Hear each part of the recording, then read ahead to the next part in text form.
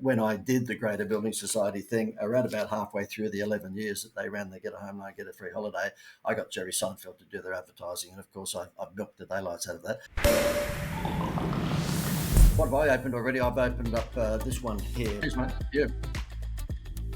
But for 3 years, I flew backwards and forwards to New York and did all the greater, TV commercials with him, and I got to know him pretty well. I know you've got your own private plane, so this would be of interest to you, of course. When we did the deal, like the 15-page contract and this, that, and the other, essentially, it said that if Jerry has to travel any more than 50 miles away from home, you've got to give him a Learjet, And so therefore, that stopped us from bringing him down to Australia, because I think when we did the numbers, it was $1.5 million to come down and go back again with a Learjet, all this sort of stuff. So we found a little country town called Cedarhurst, which was very much near the Hamptons, where he lives in New York, and so it was only like 10 miles away from home. So we actually, it was an empty shop in this middle of this little country town called Cedarhurst, which is like a little Katoomba, I guess.